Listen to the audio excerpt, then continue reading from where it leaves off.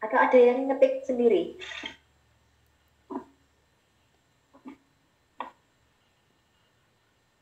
Bu Emma. Iya, gimana Mas? Atas nama Octavian izin tidak ikut mata kuliah karena sakit. Oh gitu, oke. Makasih Mas Surya. Oke. Iya, yang lain ada izinnya nggak Mas Surya? Soalnya ini banyak banget nih yang dari 1B yang nggak hadir.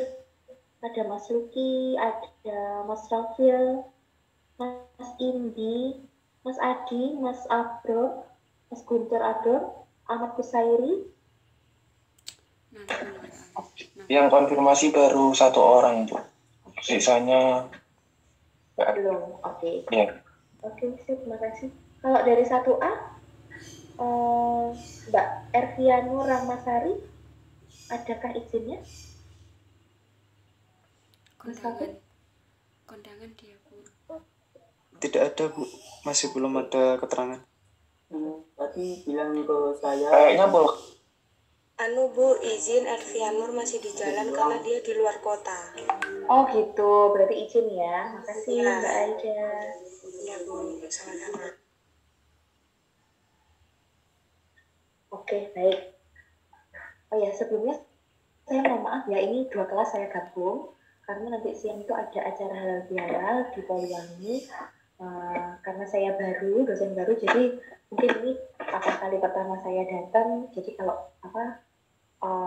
mengusahakan untuk bisa datang. Nanti minggu depan, kalau misalkan tidak ada halangan ya, saya pisah sendiri-sendiri supaya lebih enak juga kalau misalkan mau bertanya. Tapi ini nggak usah sungkan-sungkan, kalau mau tanya, tanya aja. Misalkan saya kurang jelas menjelaskannya, nggak apa-apa, silakan ditanyakan. Siapa tahu teman-teman nggak sendirian gitu ya, bingungnya. Siapa tahu teman yang lain bingung tapi juga malu bertanya, kan berarti teman-teman membantu juga dengan bertanya. Seperti itu. Oke? Saya lanjutkan. Nah, jadi sekarang kita masuk ke operasi penyisipan mood. Nah, mood itu dapat disisipkan dengan 3 cara. Bisa dari depan, jadi dia sebagai head. Kalau ada mood yang baru masuk, kita sisipkan dari depan, berarti dia sebagai head. Nah, bisa juga penyisipan mood itu di tengah list atau setelah mood tertentu. Jadi kita cari dulu nih, apakah mood tertentunya itu, apakah mood itu adalah mood yang kita cari? Nah, kalau iya, maka mood yang baru itu disisipkan, ditambahkan setelah itu. Nah, ada juga dia penyisipan moodnya itu di akhir list sebagai tail. Nah, itu bisa juga. Nah, harapannya nih, walaupun banyak, tetapi tidak membuat teman-teman bingung. Gak apa-apa, kita pelajari satu demi satu pelan-pelan. Oke, saya pakai gambar supaya memudahkan. Nah, ini ilustrasi penyisipan mood di depan. Seperti biasa, jangan lihat gambarnya dulu. Ya, kita lihat prinsipnya dulu. Prinsipnya, jika link list kosong, maka head akan menunjuk pada node yang baru ditambahkan. Ya dong, jelas. Kalau misalkan di link list itu masih kosong nih, belum ada node tertentu, maka kalau ada node baru, yaitu otomatis sebagai head. Nah, ilustrasinya ini, yang di pojok kiri bawah.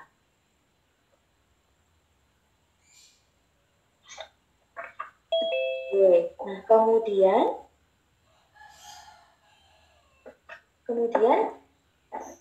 jika telah ada node sebelumnya, ini ingat konteksnya penyisipan node di depan. Jika sudah ada node sebelumnya, maka node baru akan dikaitkan dengan head, dan head akan menunjuk pada node yang baru ditambahkan. Gitu ya, jadi ini ilustrasinya, ini kosong. Kemudian data yang baru, yaitu A, node A ditambahkan. Otomatis dia akan sebagai posisinya sebagai head. Nah, terus kemudian ada data B nih, ada node B yang akan ditambahkan. Node B ini punya data, kemudian pointernya masih nol. Sedangkan yang sudah ada pada list itu adalah node A. Maka yang terjadi adalah node B, ini node B pointer next-nya, itu dihubungkan atau dirujuk pada posisi head sekarang, yaitu A, dan kemudian head itu akan dipindahkan di posisi note B saat ini. Jadi nanti headnya kita geser. Ada yang bingung dari sini?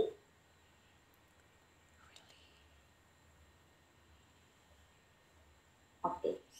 Jadi di sini bingung ya? Ada yang mau ditanyakan dulu? Masih agak bingung Ibu. Oke, masih agak bingung. Oke, saya jelaskan lagi. Jadi ini kan awalnya adalah note head. Ya, ini adalah note head. Ketika null, headnya itu masih kosong, jadi dia nggak ada apa-apa. Terus data baru nih, note A masuk. Nah, karena headnya itu masih kosong atau null, maka dia note A yang baru ditambahkan ini, note A yang baru ditambahkan ini akan dijadikan sebagai head. Begitu. Nah, kemudian ini ada data yang baru. Ini data baru. Ya, ini baru masuk nih. Sedangkan ini adalah link list yang sudah ada. Ini link listnya. Nah, posisi headnya masih di posisi A. Kalau ada data baru ditambahkan, ingat ini konteksnya adalah penambahannya di depan. Maka pointernya ini B, ini kita sambungkan ke posisi head sekarang, lalu headnya dia akan menunjuk ke data yang baru ditambahkan. Seperti itu. Nah, mungkin ini catatan saya di slide kelihatan nggak? Kelihatan, Bu. Oke. Nah, mungkin supaya nggak bingung, saya aja langsung ke implementasi di sini. Jadi kita bikin nih note baru. Ya, jadi di method itu, kita masukkan sebuah data pada link list. Karena link list kita itu datanya integer, berarti tipe data yang baru itu juga integer. Nah, tetapi data itu kita simpan dulu nih di node. Jadi bukan langsung kosongan berupa integer gitu. Kita bikin node baru di sini. Kita membuat, ini melakukan apa ini? Proses. Di sini melakukan proses apa? Instansiasi. Oke, jadi di sini dia melakukan proses instansiasi. Nah, kemudian kita ngecek apakah link listnya itu kosong atau enggak. Kalau dia kosong, berarti head itu menunjuk pada node yang baru. Head dia akan menunjuk kepada node yang baru kita buat. Gitu. Nah, berarti kan sekarang headnya berisi node yang baru. Kemudian nextnya node yang baru itu di set null. Seperti itu. Nah, akan tetapi kalau misalkan kita itu sudah ada nih, atau link listnya tidak kosong. Link listnya tidak kosong. Nah, kalau kita itu buat yang baru, gambar.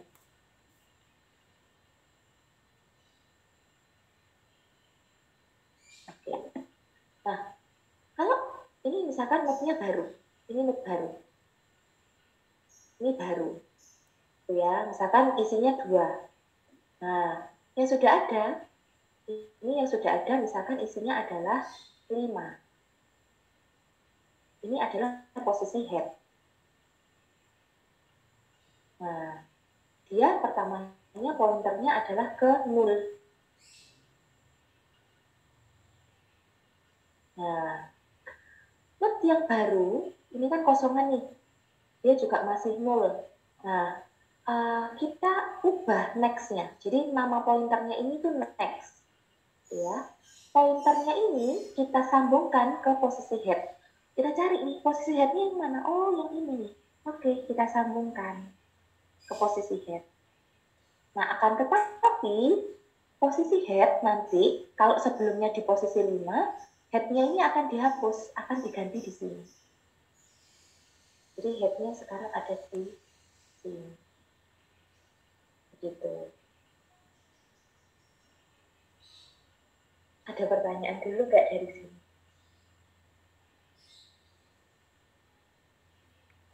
Enggak, Bu. Sudah paham? Teman-teman yang lain gimana?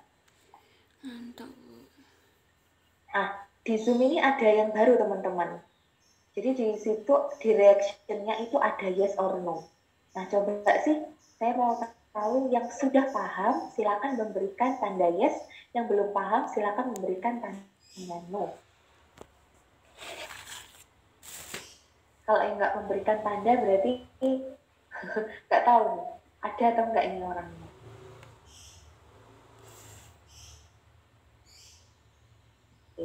Sip. Udah sih? Berapa udah paham? Oh, yes or no iki ya. Ada yang belum paham juga, nggak apa-apa. Nanti silakan ditanyakan. Oh, paham tak Kak ya? Kurang lah.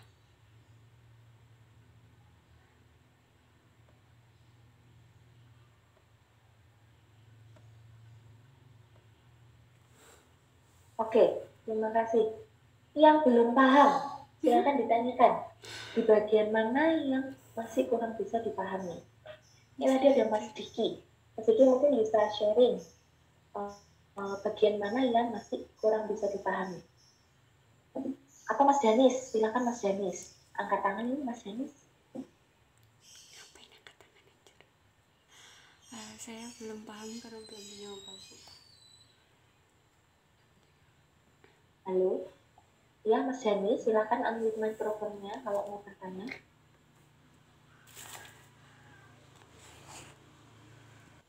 Ini dari 49 orang yang memahami 7, yang kurang paham 1. Nah, yang lain kemana ini? Gak memberikan respon nih. Ya, silakan yang kurang paham atau mungkin susah dipahami, silakan bertanya.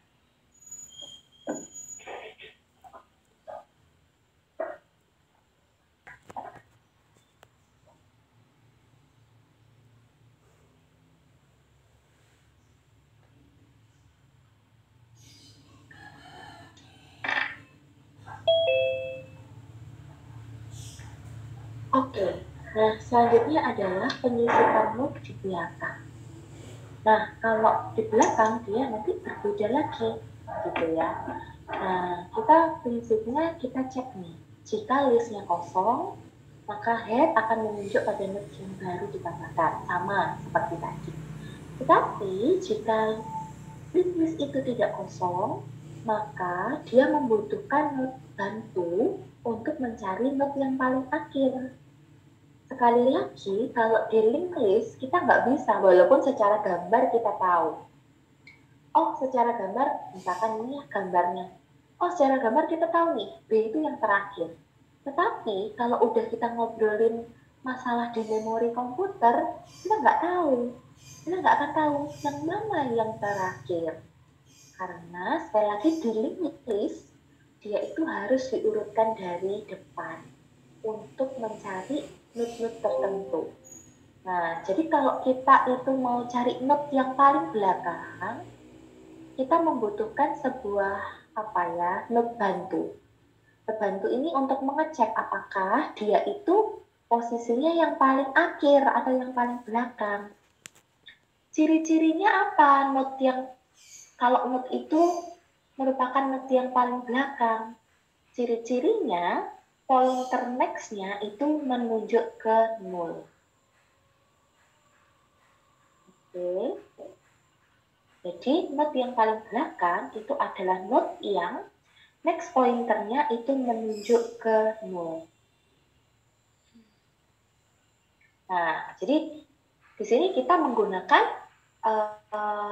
nah, kalau misalkan kita sudah ketemu nih not yang paling belakang, maka not yang paling belakang inilah yang nanti next-nya, kalau sebelumnya dia next-nya 0, tetapi 0-nya akan diganti menjadi not yang baru kita tambahkan. Bu, gimana caranya not bantu itu bisa mencari yang paling belakang? Menggunakan looping. Gitu. Ini menggunakan looping. Jadi awalnya note bantu itu posisinya sama dengan head. Kemudian dia akan digeser, gitu ya. Dia akan digeser sampai dia menemukan note yang nolnya, yang next-nya itu sama dengan nol. Bu, kenapa kok nggak head-nya aja yang digeser? Nggak boleh. Head nggak boleh digeser-geser. Kenapa kok head nggak boleh digeser-geser? Karena head itu menjadi patokan awal mula dari struktur data linked list. Maka dari itu dia nggak boleh digeser-geser. Dia harus paten di situ, di node paling awal. Oleh karena itu kalau kita mau mencari node yang paling akhir, berarti kita butuh sebuah node bantu baru. Gitu ya, node bantu. Jadi kita cari. Misalkan listnya ini terdiri dari 2 node. Kemudian ada node yang ketiga, node C yang akan ditambahkan. Ini node baru nih. Oke, maka node bantu akan mencari mana sih yang paling terakhir. Oh, ternyata yang paling akhir itu B. Nah, maka dari itu node bantunya, pointer next-nya itu akan dikaitkan dengan node yang baru. Jadi sekarang dia bukan lagi nol, tetapi dia akan menunjuk ke node C. Oke. Bagaimana implementasinya pada coding? Nah, ini sama dengan tadi, kita bikin nih node baru kosongan gitu ya, yang mana dia akan berisi data yang akan ditambahkan. Kemudian kita ngecek apakah listnya kosong atau tidak. Jika dia tidak kosong, nah ini dia. Kita membutuhkan sebuah node bantu. Di mana node bantu itu awalnya posisinya sama dengan head. Nah, dengan menggunakan perulangan, kita cari nih. Ini akan diulang, jadi dia akan digeser, bantu sama dengan bantu.next. Aliasnya apa? Misalkan ini kan bantu nih. Bantu sama dengan bantu.next. Bantu next pointernya kemana? Nah, jadi di sini dia akan digeser maksudnya. Digeser ya, gitu ya. Jadi dia akan digeser selama dia tidak menemukan atau bantu.next-nya dia itu bukan nol. Berarti dia menunjuk ke node yang lain atau ada isinya. Maka dia akan digeser terus ke kanan, ke kanan, ke kanan. Tuh. Nah, baru kalau dia itu sudah menemukan bantu.next-nya sama dengan nol, maka bantu.next-nya itu akan merujuk pada node yang baru. Node yang barunya apa? Ini yang kita buat di awal. Oke, dari sini apakah ada pertanyaan?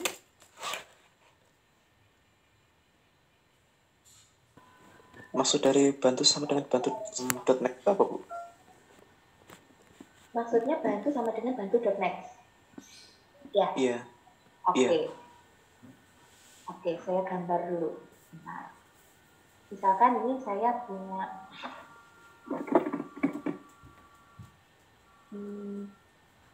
biar gampang, saya punya kotak-kotak gini deh.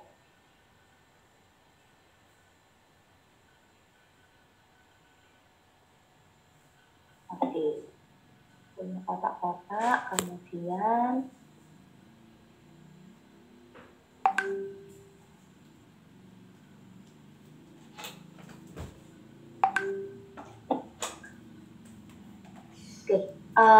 di node itu ini adalah next. Jadi ini yang ada anak panahnya itu adalah next. Oke, sampai sini bayangkan dulu aja. Sampai sini dibayangkan dulu. Kalau yang terakhir ini merujuk ke nol. Oke, sampai sini bisa membayangkan? Bisa, Bu. Oke. Nah, ketika kita itu di node, ketika kita di node, nah,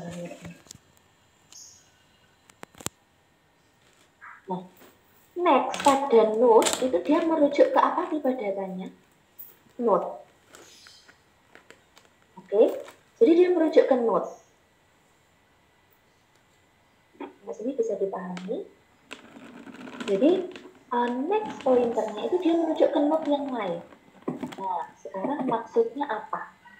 Bantu sama dengan bantu.next. Nah, jadi misalkan di sini ini adalah bantu. Misalkan bantunya di sini nih. Ini B. Selama bantu.next tidak sama dengan nol. Nah, sekarang bantu, ini kan bantu, node bantu, next-nya kemana? Next-nya, misalkan ini saya kasih 1, 2, 3, 4, 5. Node yang pertama, next-nya dia kemana? Not yang kedua. Node yang kedua. Nah, kita cek nih, apakah bantu.next itu tidak sama dengan 0? Oh ya, ternyata tidak sama dengan 0 karena dia merujuk ke node yang kedua.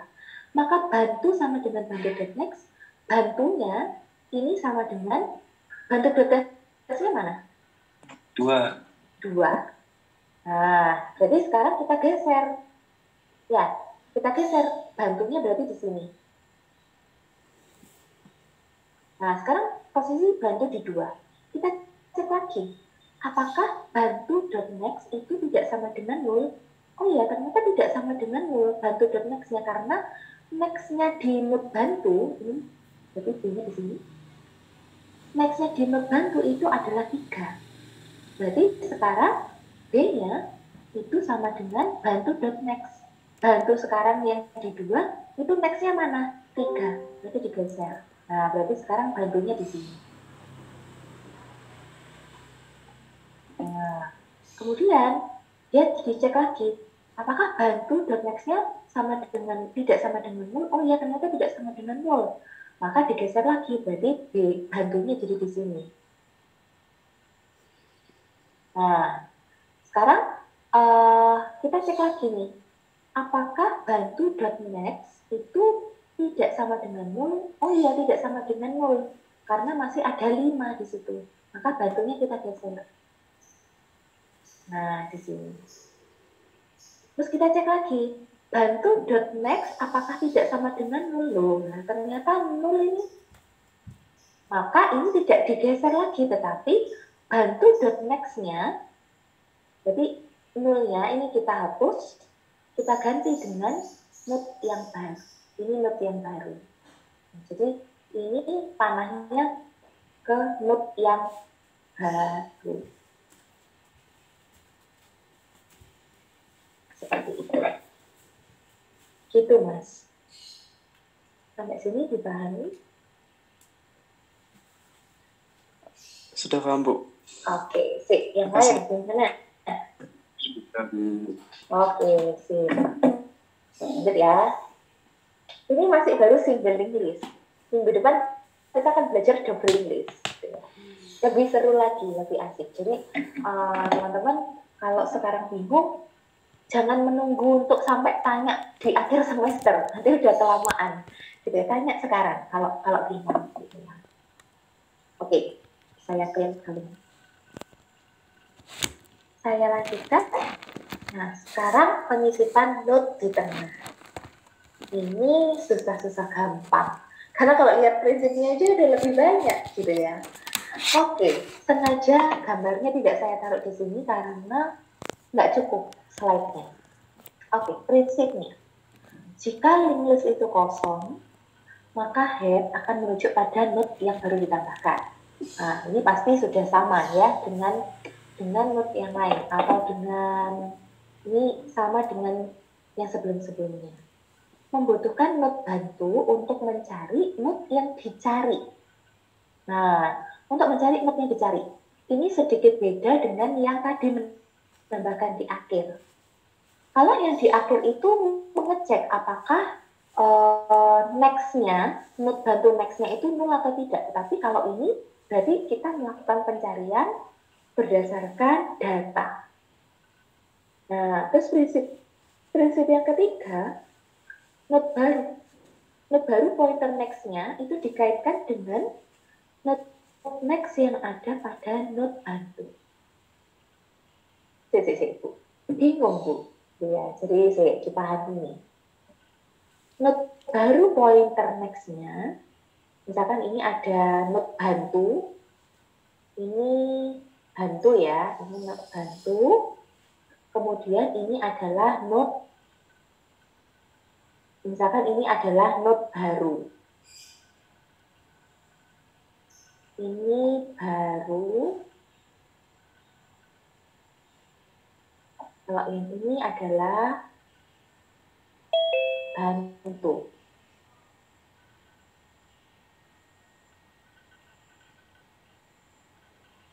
Nah, jadi di yang poin nomor 3 ini, note baru, pointer next-nya dikaitkan dengan note next pada note bantu. Jadi kalau note bantu ini sebetulnya dia punya nih data. Dia punya data. Nah, ini dia punya next kan. Kalau next-nya ini, jadi note baru, ingat yang baru ditambahkan, pointer next-nya itu dikaitkan dengan note yang ini, gitu ya. Note next pada note bantu. Ini note bantu next-nya ke sini. Sedangkan note bantu pointer next-nya dia nggak lagi ke sini, tetapi dia dialihkan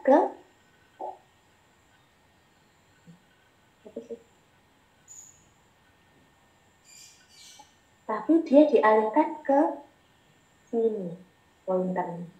Jadi dia disisipkan di tengah-tengah antara bantu dan juga note next-nya si bantu itu. Jadi dia disisipkan di tengah-tengah.